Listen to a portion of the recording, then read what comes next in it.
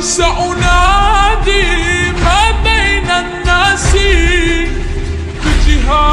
بجهادي ولهيب حماسي. سأنادي ما بين الناس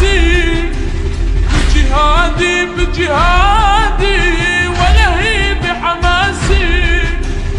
أن أفضح كيد الغاشم وأجاهد مثل القاسم. والخط حسيني